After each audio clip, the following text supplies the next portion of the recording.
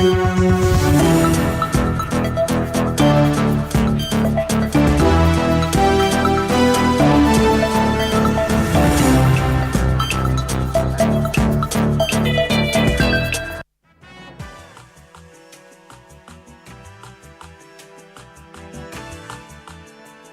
evening and welcome to the Daily Report. Tonight, we tell you all the insights on the ongoing doctor strike, and we tell you all the things that are happening within the country and outside the country. But first, let's take a look at the highlights. Tonight, the clergy has spoken up concerning the biggest challenges facing the country right now, calling for the people of Kenya to be placed front and center. This time it's not an issue of opposition or who is right or who is wrong. It's about our own who are dying in hospitals. It's about things coming back to order. Also tonight, ODM leader Raila Odinga slams UDA's move to appoint 2 state officers to party positions. This as Meru Governor Kawira Mwangaza joins UDA party as the ruling party plans nationwide grassroots elections amid some drama as smaller parties ponder to join or not to join. Leo nimekuja kuambia wa Meru ya kwamba sign ndio hiyo. Form ndio hiyo. Chama ni UDA. And of course, we bring you the latest intrigues and updates on the ongoing doctor strike and the issues it brings up. And welcome once again to this live broadcast. My name is Hibak Saeed. On sign language interpretation tonight is Rhoda Nyamai. To start us off, the strike is still on. This is according to the Kenya Medical Practitioners, Pharmacists and Dentists Union, KMPDU, which maintains that the government is yet to meet their demands as listed in the 2017 CBA. And as Elizabeth Atieno now reports, soon a motion will be tabled before Parliament to impeach Health CS Susan Nakhumicha for failing to stop the strike, which has entered its 3rd week. Health CS Susan Nakhumicha is in hot soup after Embakasi East Member of Parliament Babu Owino revealed that he has filed for a notice of motion to impeach the CS for alleged gross violation of Articles 26 and 43 of the Constitution and incompetence for failing to find a solution to the doctor's strike that has entered its 21st day. Sasa, as at to when it will happen or not, that is tomorrow's problem. Today's problem is that she's going to be impeached. Before we impeach her, because definitely we are going to impeach her once we go back to Parliament. Yes. Even if we are going to be 10 of us, we are going to impeach her. And she will feel the pain of being impeached because she is not doing the right thing. KMPDU has stood its ground, maintaining that the strike is still on. This despite the government's move to extend an olive branch to the health workers by allegedly disbursing 2.4 billion Kenya shillings to cater for the deployment and posting of all eligible medical interns who are required to pick their letters from Thursday this week. KMPDU has since urged the interns not to pick the letters. This amount entails the reduced amount that is to be paid to the interns, which as you've heard is 22,000. It does not include the 12,000, which was even as per the court ruling of 2022. I just wish a day would come when there will be no private hospital in this country. And every one of us have to go to the public hospital and feel the pain that the local people feel when they have no alternatives. The Kenya Union of Clinical Officers say that nationwide strike, which has affected over 7,000 health facilities, will go on until the UHC staff are absorbed on permanent and pensionable terms. We have done the calculation of the 6,948 people who are on PNP for clinical officer. The government need only 1 billion 1 billion to implement that for the whole year. The Employment and Labour Relations Court has since ordered for the suspension of the doctors' strike to pave way for the conclusion of the whole-of-nation approach meeting proceedings, which should be concluded within 14 days. Elizabeth Atieno, TV47, Nairobi. Thank you, Elizabeth. And on the same note, the National Council of Churches, NCCK, has given its clarion call towards the state of the nation. NCCK has demanded for the government to promptly address the demands of the doctors who have been on strike for 3 weeks now. And as Sheila Chilangat reports, NCCK also wants the government to address the fake fertilizer scandal. The National Council of Churches, NCCK, is the latest to voice their opinion on the ongoing doctors' strike, which is now in its 3rd week. NCCK says there's a need for the government and the doctors to resolve the stalemate that continues to deepen the crisis in the healthcare sector. This time it's not an issue of opposition or who is right or who is wrong. It's about our own who are dying in hospitals. It's about things coming back to order. A bishop can afford to go to Aga Khan Hospital. But the grandmother who you call pale mashinani cannot afford. So we want to see the president talk about it, solve this problem, let people live well in this nation. NCCK has also called on the government to weed out corruption on the roads, a vice they blame for the escalating number of road accidents in recent days. The rate of accidents in Kenya can be measured with the rate of corruption in this country. Whether the police, the NGCA, and all the departments concerned, it's a high time. Again, we are saying the concerned people should come up with a team that all of us should be involved and deal with this mess of accidents. In addition, the NCCK Council has called on the Ministry of Agriculture to fully take responsibility of the fake fertilizer scandal. They have the accountability. They have who are the storekeepers. They have the lorries that transport it. The Minister of Agriculture should not come and tell us ilikuwa ikatembea. The Minister of Agriculture would have come and told us this is what happens, and either so and so has been sacked or himself is stepped down. This council now wants these issues to be resolved immediately. Sheila Chilangat for TV47. All right, and we go even deeper into the rabbit's hole. Kenya's healthcare system remains in turmoil as doctors continue their strike for the 3rd consecutive week, despite government efforts to resolve the crisis. With tensions escalating and healthcare services paralyzed, both sides face mounting pressure to find common ground and restore essential medical care to Kenyans. Anne Odida tells us more on the intrigues of the doctors' strike. We've analyzed and realized that we've been having challenges since 2017 because of the figures that were signed. 206,000 per intern is unsustainable. It is impossible.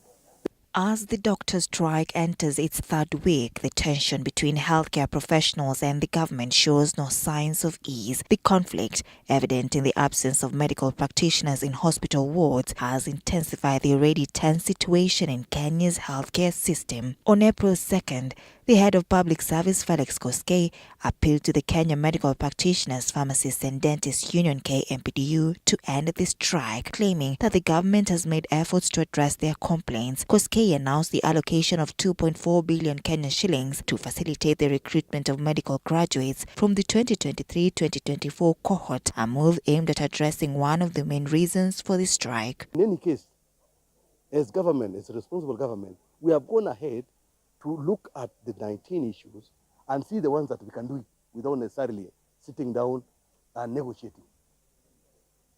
We have to be a responsible government. And that is why, as we are waiting for them to comply and come to the table, we are continuously sorting out challenges that they had brought on board. And we are to me, we are okay, we are doing well, but we are telling them, come back to the table. The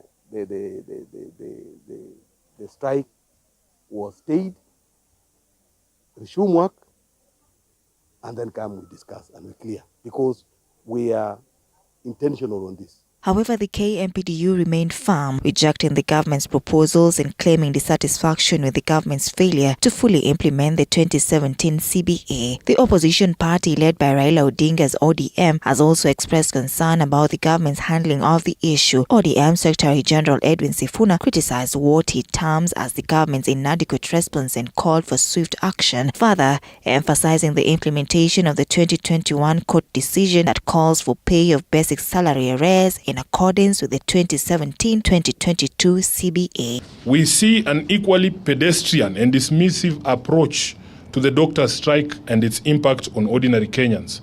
There seems to be neither commitment nor capacity by the government to resolve the matter.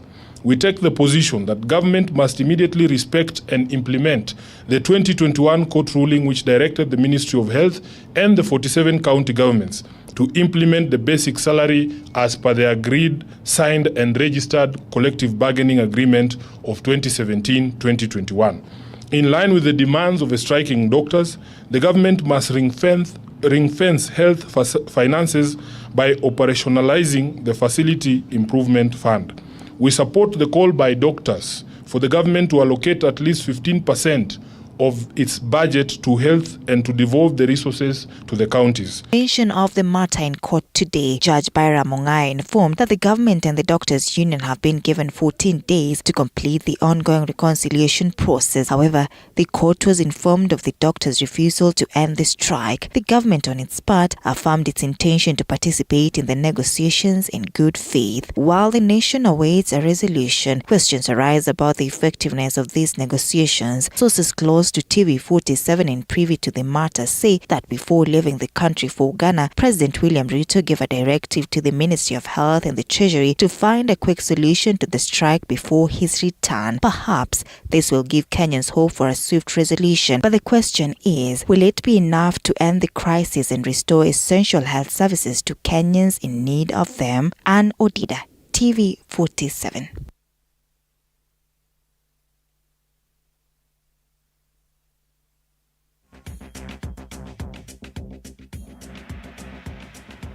Thank you, Anne, for those insights. Meru County Governor Kawira Mwangaza has joined the ruling UDA party and declared her intention to defend her gubernatorial seat on the party ticket in 2027.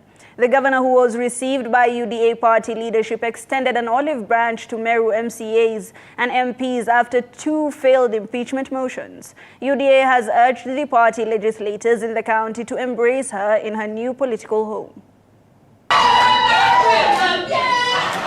In a move seen as an attempt to save her political career in the 2027 polls, after 2 failed impeachment motions, Meru County Governor Kawira Mwangaza has joined the ruling UDA party, which enjoys a majority support in the county of Meru, a move she attributed to her supporters.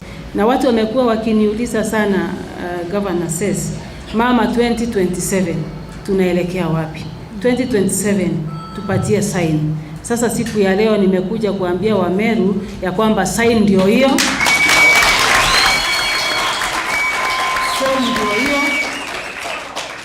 Chama ni UDA. Kwa hivyo sio siri tena. There is nothing to hide about it. 2027 mimi ni candidate wa UDA. The announcement coming weeks before the UDA polls came after months of prodding by President William Ruto to get the governor join the ruling party. The president and his deputy Rigathi Gachagua were forced to intervene several times in Meru County's red-hot political atmosphere politics, which at one point threatened to scupper Governor Mwangaza's term. We have the blessings of our party leader and our deputy party leader in welcoming Governor Kawira to the UDA party. Governor Kawira has shown interest in vying on the UDA tickets come 2027.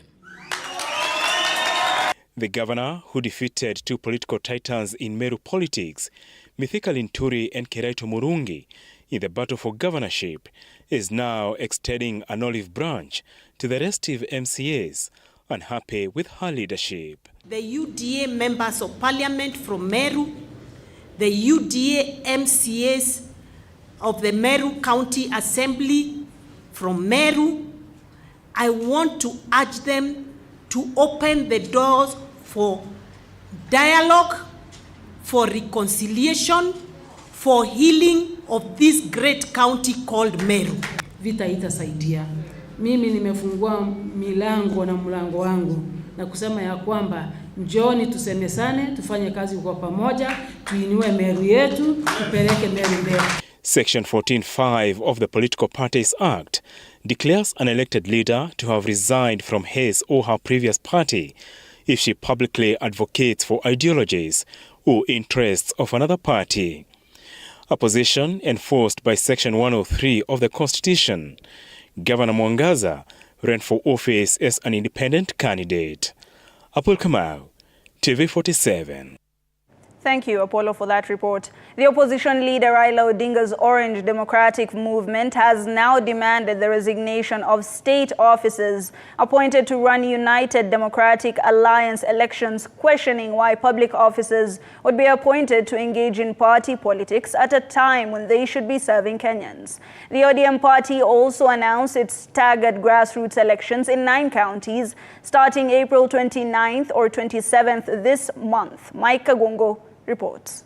Less than 24 hours after the Kenya Revenue Authority chairperson Anthony Mwaura was appointed the chairperson of the United Democratic Alliance National Elections Board, the opposition leader Raila Odinga's party ODM has emerged guns down to question why the public servants will be assigned to work for political parties when they ought to be helping Kenyans. We take the position that this development is wrong. It is a recipe for chaos and dictatorship and partisanship in the management of public affairs. ODM claims that the appointment of Kenya Power chairperson Joy Masinde Ndivo to lead the Electoral Dispute Resolution Committee is a recipe for turmoil and will return the nation to the days of the one-party state. We are staring at the return of the party state system last seen in the 1980s, where party leaders and public servants were one and the same thing. Raila also demanded that Ministry of Agriculture officials resign in light of the phony fertilizer scam that has endangered the nation's economy. The ODM party also asserted that UDA was instrumental in supporting petitions meant to thwart the National Dialogue Committee's NADCO recommendations from being implemented. It is becoming apparent that some, if not all, of these court cases are state-sponsored. If indeed elements in the regime are having second thoughts regarding proposals they signed onto out of their own volition, they should come out clearly to say so instead of sponsoring these cases in court. The Central Management Committee of ODM Party also indicated that grassroots polls will take place in 9 counties beginning on April 27 this year. The ODM Party Secretary General, who also serves as Senator for Nairobi County, Edwin Sifuna, announced that the party will soon make the calendar for the elections for the 38 remaining counties public. On rebuilding, rejuvenation and reforms, the committee agreed on the need to continually grow ODM into a party that is strong both structurally as well as ideologically. The party has set April 11 for the NEC meeting in order to approve the National Steering Committee, which will be in charge of the exercise. Mike Kagwango, TV47, Nairobi. Tunataka ukaribia ukambani ukiwa mkamba asili. All right. On the same note, President William Ruto has secured Ghana's support of Raila Odinga's AU Commission Chair President bid. This is after the two countries strengthened their ties during President Ruto's state visit to the West African country. Kisawa Emory tells us more. Thank you very much. In a colorful ceremony marked by bilateral talks between the countries of Kenya and Ghana that eventually led to the signing of 7 MOUs between the two countries. The purpose of this visit by the Kenyan president is to reaffirm the ties of cooperation and the bonds of friendship that our two countries attach to our relations with each other, especially at this time of great turbulence in global and continental spheres. The president revealed that Ghana would be supporting Raila's bid to be the African Union Commission chair after the completion of Chad's Musa Faki Mohamed's term in 2025. Your Excellency, my dear brother, I thank you most sincerely for accepting to support Kenya's candidature for the position of the chairperson of the Africa Union Commission 2025-2028, which has been initiated following comprehensive stakeholder engagement process across government. Reciprocally, the president also announced that Kenya would be supporting Ghana's Minister of Foreign Affairs to be the Secretary General of the Commonwealth from 2024 to 2029. I have assured His Excellency that Kenya will support the Republic of Ghana for the candidature of Honorable Shirley Bochwe, Minister of Foreign Affairs and Regional Integration, for the position of Secretary General of the Commonwealth for the period 2024-2029. Raila is eyeing the seat to replace incumbent AU Commission Chair, with elections scheduled for February 2025, with the opposition leader expressing his confidence to secure more votes from East Africa and beyond. Should he clinch the seat, he will serve until 2028 for a 4-year term. Kisewa Emory, TV47. Thank you, Emory. The Ministry of Education has reassured parents that the confusion encountered 2 years ago during the transition period for grade 7 learners will not recur as students transition to grade 10 in 2026. According to Education Principal Secretary Belio Kipsang, all necessary strategies have been put in place to guarantee a seamless transition. And as Andrine Kilemina reports, senior schools will be categorized into 3 pathways based on the subjects chosen by learners. Have some work in progress. It is in this education stakeholders meeting that the Ministry of Education affirmed its readiness regarding the transition of students from junior schools to senior schools in 2026.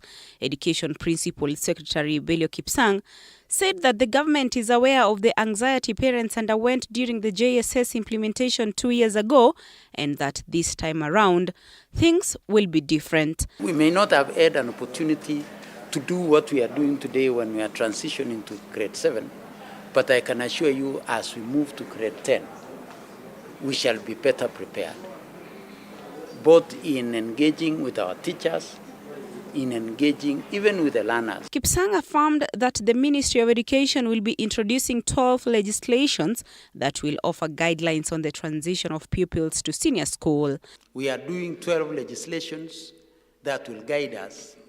And therefore, if we don't sit as experts to prepare ourselves for the next level through instruments that may not be the sessional paper, it may not be the legal framework, but documentations that will require us to prepare adequately for senior school, then we shall have failed the Kenyan people. The senior schools will be categorized into 3 pathways based on the subjects and interests of learners. This categorization will focus on 3 areas of study: arts and sports, social sciences, and STEM subjects, which include science, technology, engineering, and mathematics. Our schools have developed capabilities in humanities and STEM, sciences generally.